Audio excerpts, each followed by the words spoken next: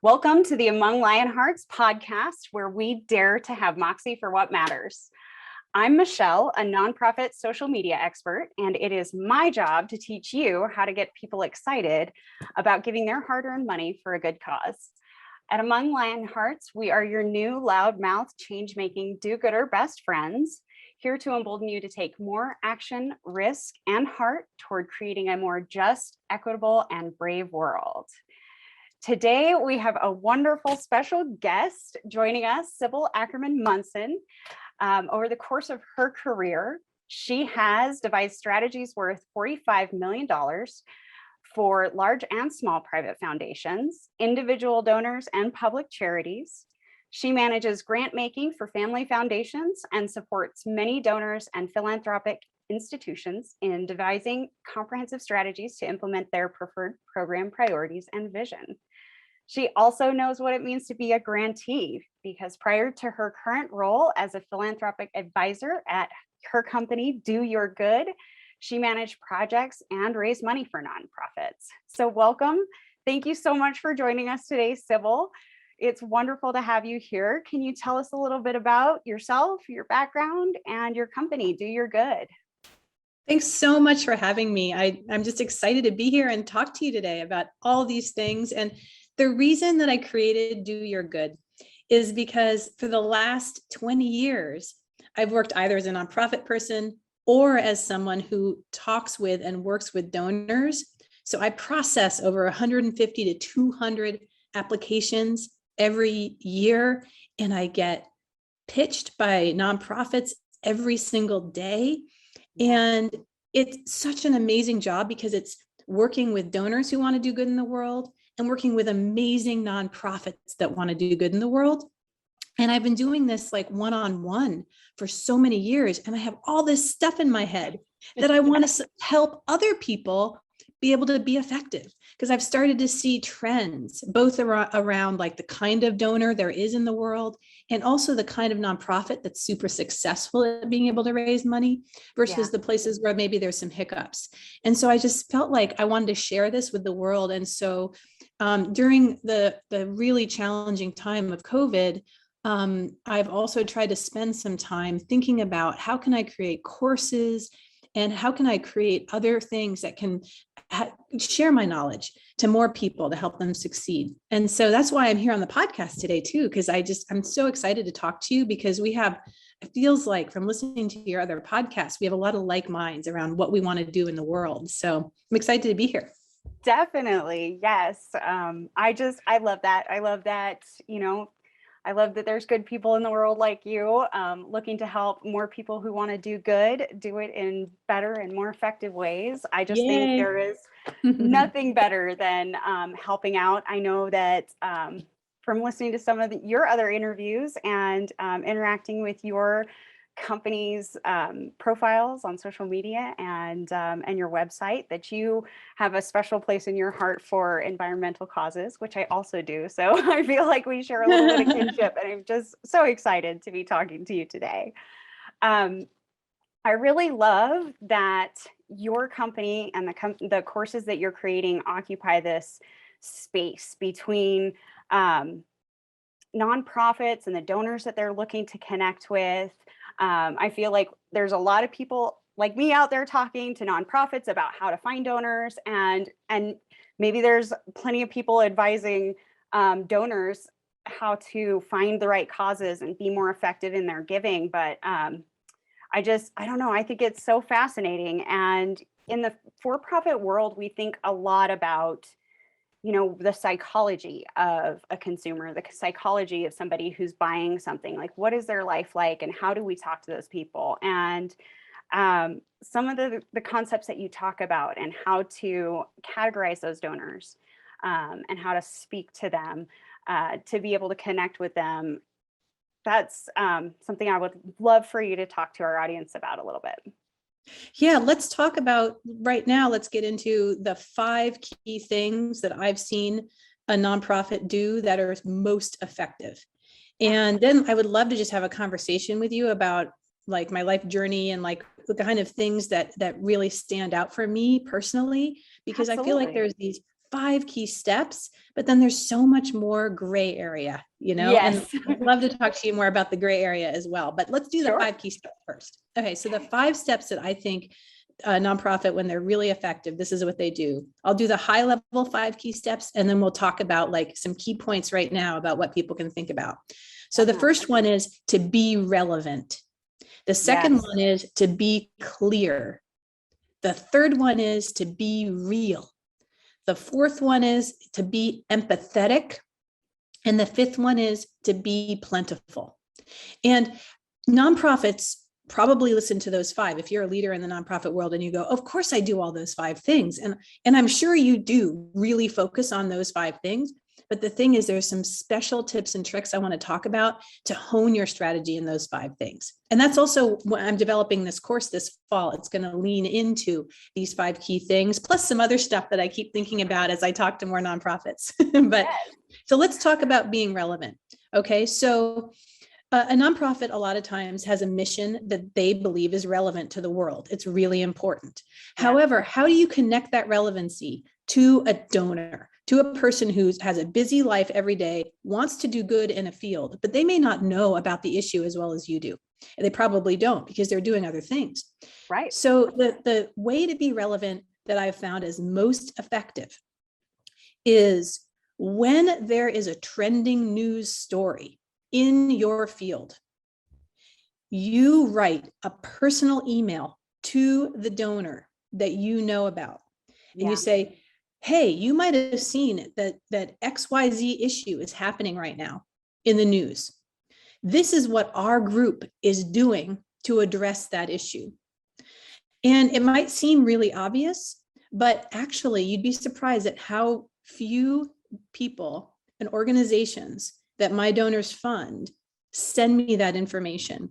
Now, this is very different from the blast emails or the blast web things. There's like, I always get those fancy web like links and everything. Yes. But this is different from that. This is Sybil. You are funding me for X, my group for X, and you have probably seen that there's a trending news story this week, and this is how we're doing it.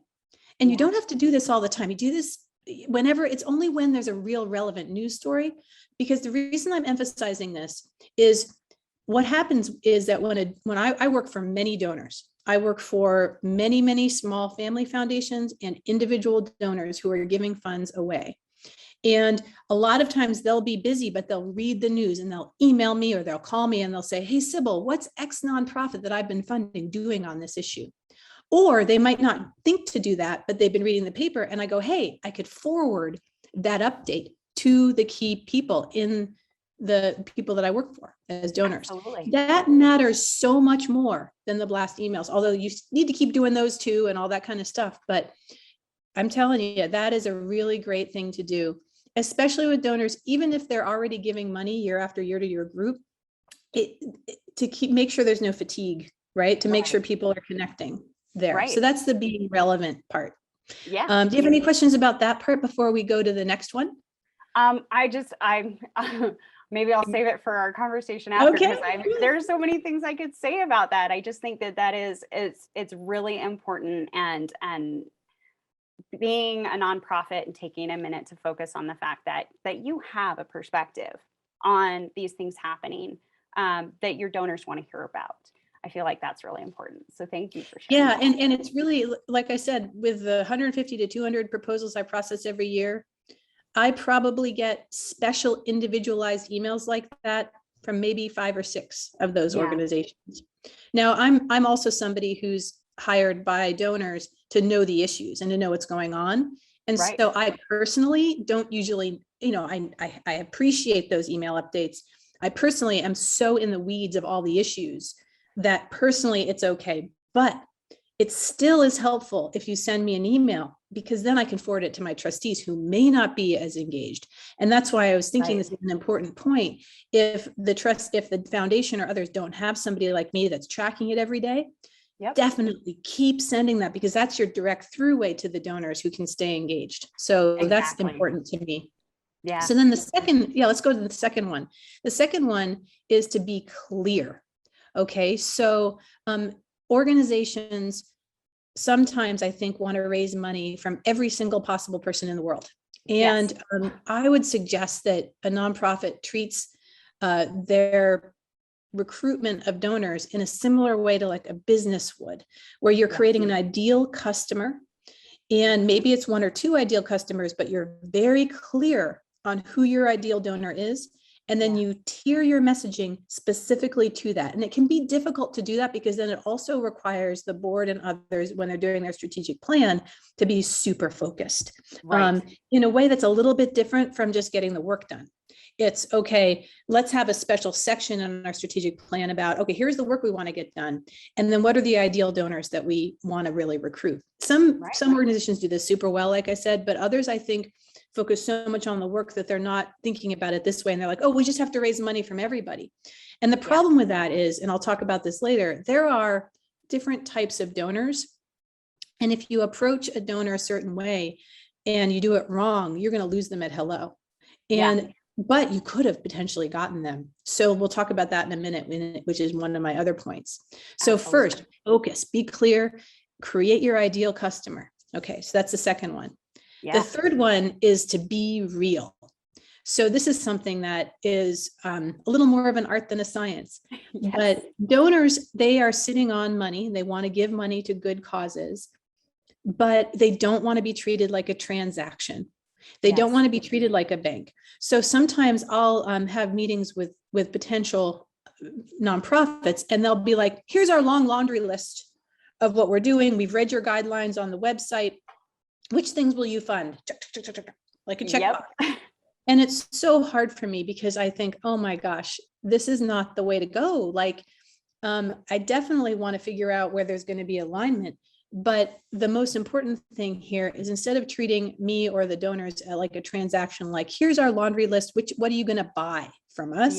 Instead say, what are your interests, donor? And how can we partner with you to make the world a better place? Because honestly, that's why donors want to give you money. They want to help you make the world a better place in whatever issue they care about. And most people do this super well. I would say this isn't like a small number of people that do it badly, but when you do it badly, you really do it badly. Like, if you treat us like a transaction, you can't raise money. And we have to be colleagues in the cause. So think about it that way. And okay, so then the next thing is to be empathetic. And this is the really fun one. Okay, so being empathetic is really linked to all the other ones. But if you're empathetic, you then really can talk with the donor like they're a real person. And it helps you avoid this problem of treating them like a transaction. So what I did with this section, this empathetic section, is I wanted to give you more tools to be able to figure out how to address a donor well, because it's sort of hard to be like, be empathetic and then just walk away and be like, oh, well, what does Sybil mean? Like, how am I going to do that? These are donors, and sometimes it's hard to know who they are. And okay, so let's talk about it. Let's break it down.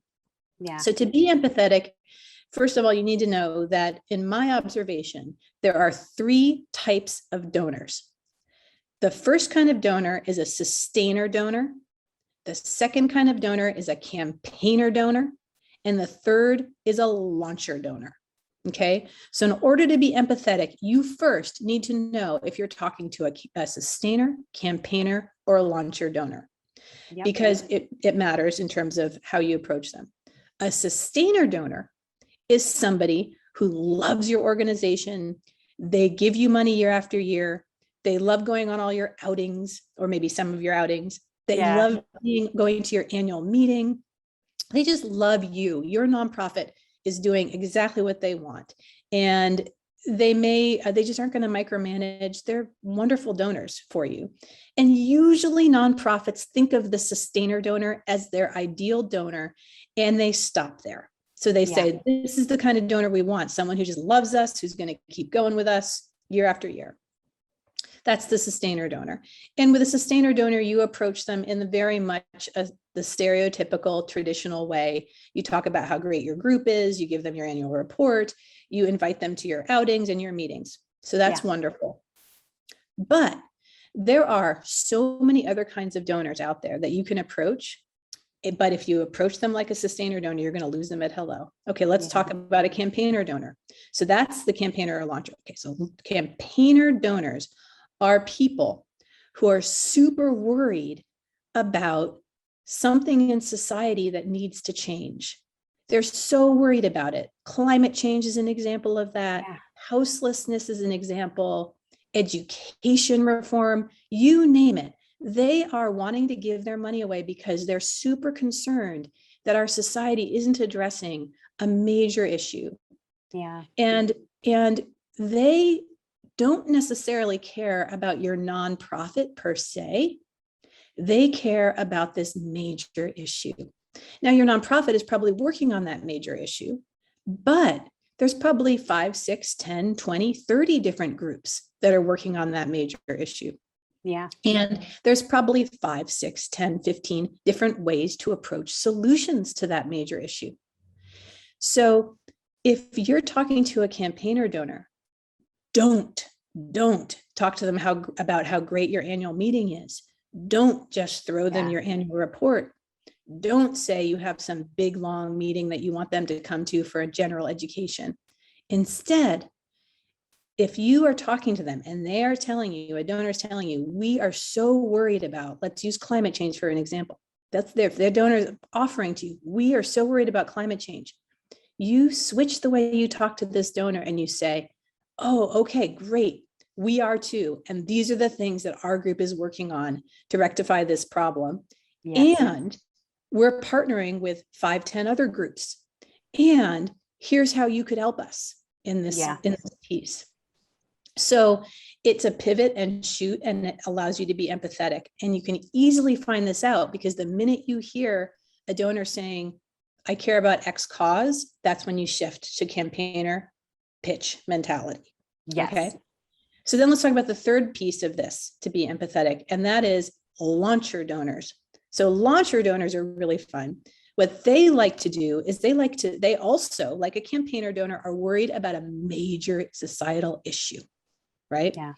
So, but what they want to do is they want to fill a gap. They're like the venture capitalists of the nonprofit world.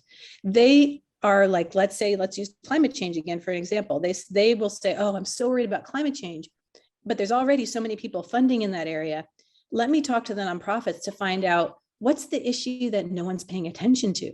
Is it that maybe there's a lot of science out there on climate, but nobody's really sharing the data effectively? That's a gap, and there's no nonprofit focused on that. So, cool, I want to fund that. So that's what a launcher funder will do. Or maybe there's open space in their neighborhood that they would love to protect, but there's no friends of kind of group that's there that's doing it. They get really excited about helping fund to start that group. So that's a launcher funder. So if you're talking to somebody and they say, what are the gaps? That's your indication that you're talking to somebody who might be interested in launching stuff. So go right there, because as a nonprofit person, if you're working in an issue, you know when there's a gap. And so you're like, oh, this is the gap. This is what needs to be filled. The reason I'm pushing this too is sometimes organizations stick so much to their strategic plan only that then they can not necessarily capture the imagination and interest from these kind of campaigner and launcher donors. Okay, so that's empathetic. And then that leads really into my fifth and final of the 5, which is to talk about being plentiful. So the most successful nonprofits that talk to me and talk to my clients are ones that talk about the issues from a place of abundance, of funding abundance, and of opportunity. And so that links to your strategic plan is your nonprofit is very, very important. And you don't want to have your group promising or doing things outside of that. At the same time, there's some wiggle room in terms of how you talk about the opportunities. Because if you're, let's say you're a group working in climate change, and you have a strategic plan that's working very much on particular elements of addressing the issue. and you talk to a campaigner or a launcher type of funder who are really interested in filling in gaps, working with you to achieve that mission, it may be that you end up getting even more money than you ever thought you would. If you talk about it from a place of, okay, here's what we need, here's where we're going, and these people are, and the funders are feeling really much like we're all together, united in the work. So just to step back, the 5 key points are: be relevant, be clear, be real, be empathetic, and be plentiful. So those are the main core pieces. Michelle, I'd love to ask you, what questions do you have for me? And I'm hoping is that this also sparks things like, oh, wait, you might've missed this, or you might, what about this? No, I think you've done a wonderful job of breaking it down in those 5 points. I think that people who are familiar with our podcast are going to hear be relevant, and they know that we are constantly pushing that. I feel like some of the hesitancy sometimes with nonprofits can be that they want to share that story, but they don't want to share their own unique viewpoint on that story, or their own unique way that they are addressing that. I've seen so many nonprofits who on their social media or in their email newsletter sharing these trends or these things that are happening without putting in there, hey, this is what we think about this, right? They think that, first of all, you hesitate because you're like, oh, well, if I share that, it's so big right now, everybody kind of knows about it. So you tell yourself not to share it. And then the second mistake I see people say is, well, I'm going to share it. People definitely need to know about this who are in my community, but I don't want them to, I don't want to make assumptions for them. So I'm not going to share my viewpoint. No, I think that most of these come back to this point of what we are doing as nonprofit leaders, as nonprofit professionals, is we are creating an opportunity for people who are out there participating in another kind of job. And we are giving them that opportunity to make a difference in the world. They don't have the time that we have to dedicate themselves to these issues. They need us. We provide something that is so important for the world. And once you start thinking in that mindset, you remember, hey, you know what? No, I need to tell them what my viewpoint is, because I need them to know they're in the right spot. And so many people will just be afraid of either saying it wrong or under-assuming, and am I going to create another, Twitter storm, and this is going to be bad for me? No, don't. Mm-hmm. If it's going to be bad for you, then you probably should say it anyway, and we should address that. But most of the time, it's not going to be bad. It's going to be your donors being reminded that they are in the right place. So I love be relevant, be clear. Being clear comes back to, we talk a lot to our listeners about creating personas. It is so valuable. Your 5 points are speaking to everything that we continue to remind our audience about. Be real, being authentic. I cannot say that one enough. People need to be unafraid to be authentic. I think so many times. And I love the next point about being empathetic and your 3 different donor types. I think that too often we are trying to appeal to too many people. And that, of course, comes into the be clear point as well. But we're trying to be relevant and appeal to all these different people. We forget to decide who we're appealing to. Decide which donors we're talking to, because it's not that you're not going to appeal to the types of donors that you want to reach, and you're not going to be able to raise enough money because your pool's too small. It's really about how you're deciding to create messaging. And if you're speaking to somebody specific, that's going to resonate really deeply with somebody. It's going to resonate with other people too, but we really need to break that down. Be distilled. I'm so interested in these sustainer, campaigner, and launcher donors. I know you have a wealth of knowledge and expertise and experience in seeing these different donors. And what I love about breaking it down into those 3 is thinking about it almost like a for-profit company would think about a marketing mix, right? Do we need to be on every social media channel to spread our message? No, probably not. But you should be in the channels where the people you're trying to talk to are, right? And I think that having each of these 3 different donors in our organization is very important. And for listeners who might be going, oh my gosh, I've got this all wrong. What am I going to do now? It's really about starting, right? It's really about picking one and trying to speak to them a little bit more clearly. Can you talk to us about that just a little bit? Like how would somebody who feels like they've gotten it totally wrong start from here and move forward? Well, the first thing I would love to say is I don't think anybody's got it wrong. It's more about honing the strategy you have. Yeah. So I think that you can actually, there's a key thing to think about is hone the strategy you have and make sure that you're not missing any potential donors on the table. And you're right, really focus in your strategy.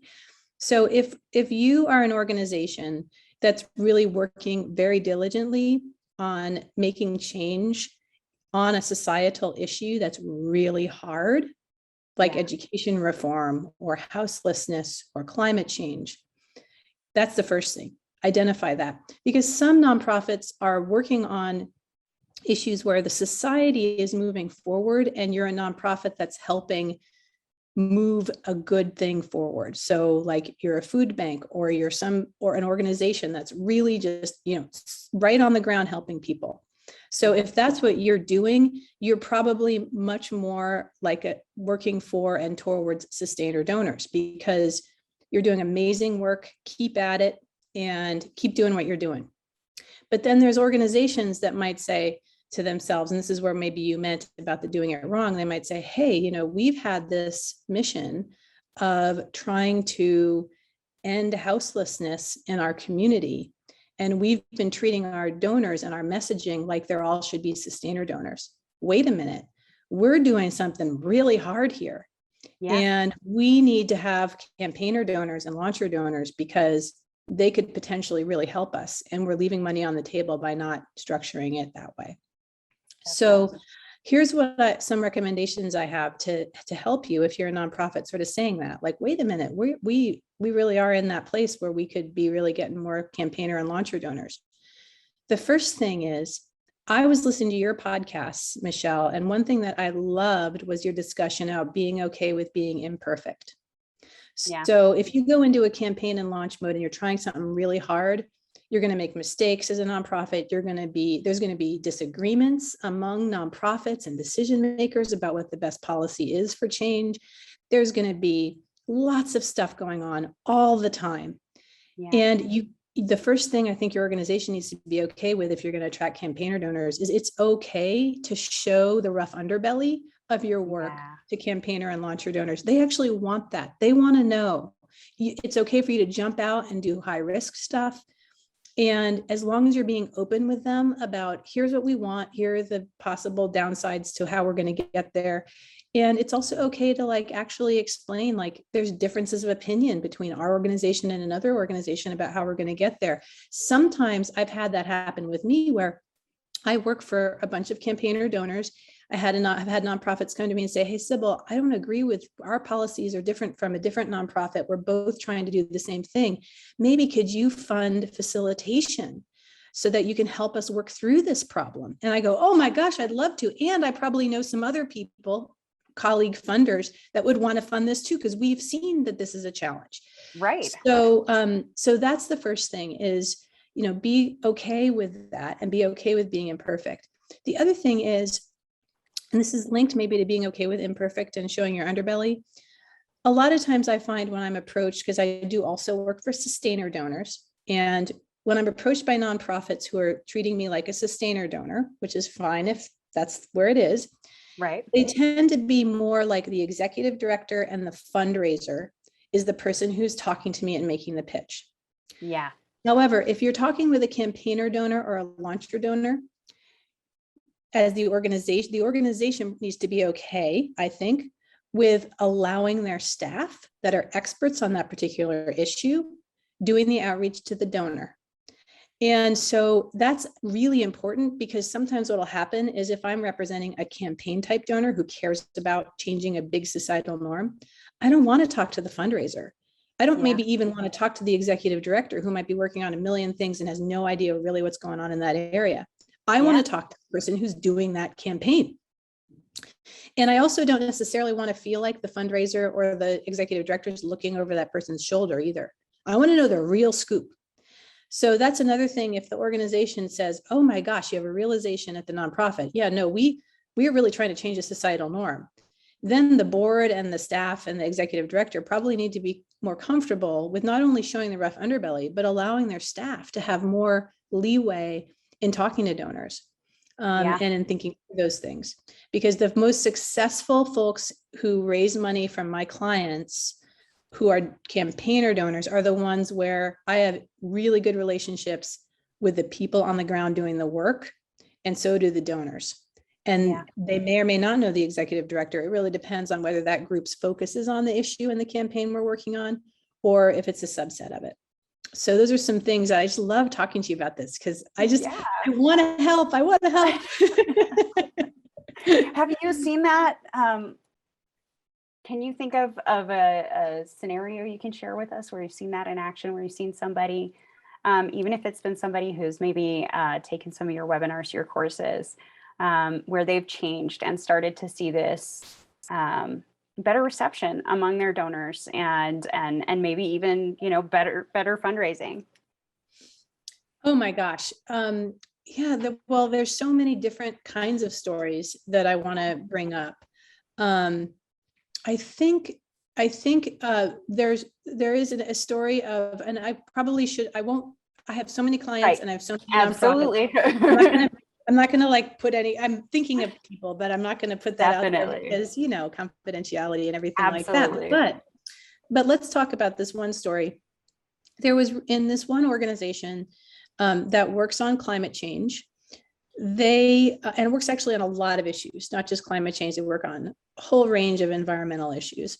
Yeah. They had a very strong executive director who was there for over a decade at the organization.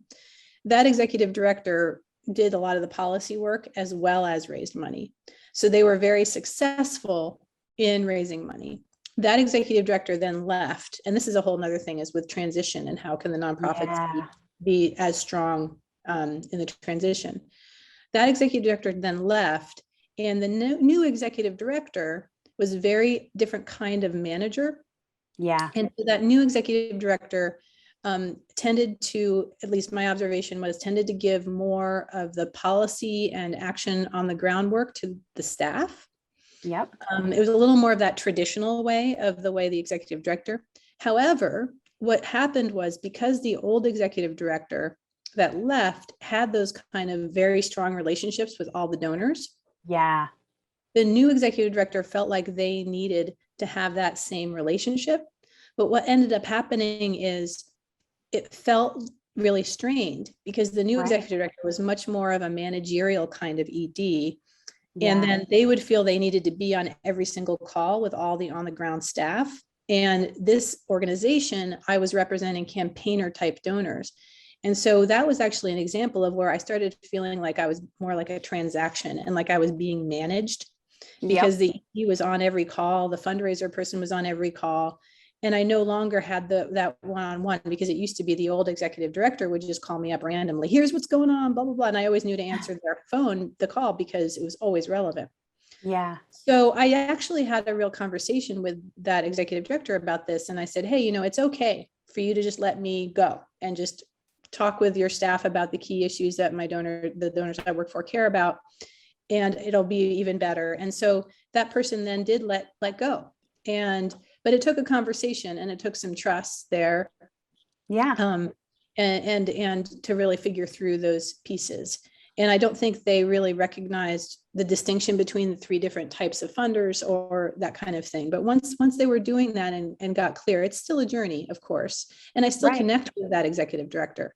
But and let's compare that to a different organization that I work with where I think there's another organization I work with where I never talk to the executive director, only the staff, and they raise lots and lots of money from my clients every year. Yeah. The ED doesn't need to be there. Other times the ED does, right? And so it just depends on the kind of campaign you're working on. So again, with campaign funding, this kind of dynamic gets a lot more fluid. Sustainer funding, much more comfortable for the organization. You've got much more of like a through line, but you're leaving a lot of money on the table if you're an organization that actually wants to change a societal norm. Yeah. That's wonderful. And how great to have a resource like you for that ED, to have that opportunity, because I think a lot of people might feel the dissonance, the disconnect between the previous executive director and the new one. And maybe they don't feel like it's their place to reach out and give that person that information. And so I think it's wonderful that you are working on behalf of these donors and that you're able to craft some courses and some guidance to help nonprofits be the best change makers that they can be. I think it's wonderful. Michelle, there's something, so this fall, my courses for the nonprofits will focus on those 5 key points and support people in really doing that. I'm also thinking about creating a course that's linked to a special, these are all shorter spotlight courses because everyone's so busy, right? Right. But the one I'm going to work on in the spring, another special spotlight course, is also advice to nonprofits on how to work with people like me. So I'm an intermediary, right? And there's quite a few folks like me, either program officers at foundations or independent consultants like me who work for smaller family foundations that help connect the dots. And there's special tips and tricks for you as a nonprofit person to be able to approach me in the way that's best, so that you can really make sure you're utilizing me. And utilize the intermediary like me, and not leaving money on the table. So I'm going to develop that in the spring as well. That's going to be fantastic. I can see so many of my listeners right now just jotting down like their new ideal client, their new ideal donor. Yay, I can't wait to meet them. That's fabulous.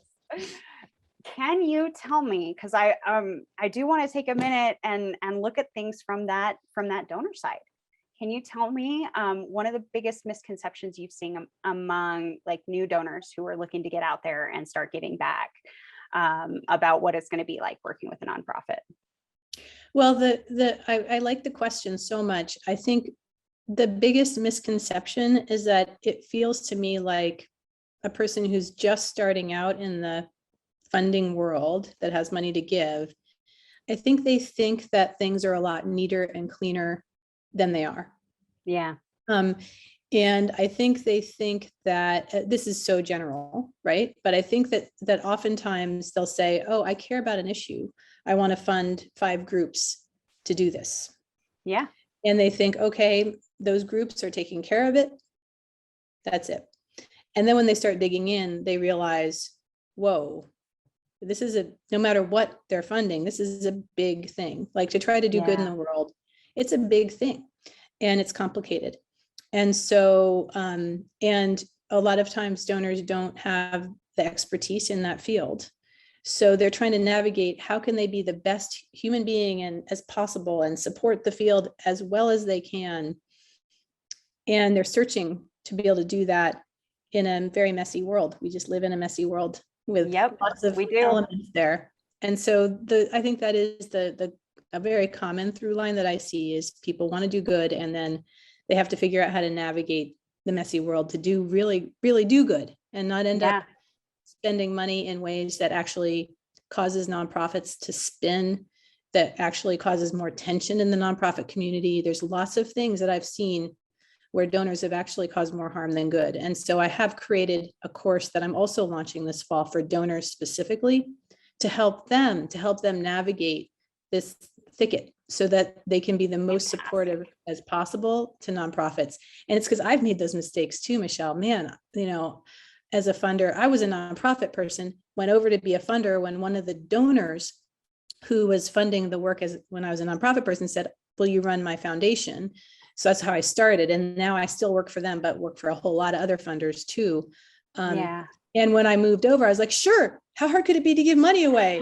And whoa, I realized really fast, really, really hard to do it well. And that's why I'm trying so hard to do this new business called Do Your Good. Absolutely. And you have a podcast and resources. Yay. I love I have a podcast I do every week where I'm interviewing. I'm really going through all these same questions we're talking about now. And I'm trying to interview experts. And I also have my own little Sybil Speaks series in that podcast where I talk about tips and tricks. And it's every week, and people can get on there, look up Do Your Good or my name on any of the podcast streaming sites. So and we will definitely link to that for any of the audience listening right now. We want to make sure that we give you a clear way to get over to Sybil's podcast as well. And I am very, very excited that you are interested in having us on your podcast. So we will share that as well when we do that, because that'll be very fun. Excited to have the opportunity to talk to your listeners.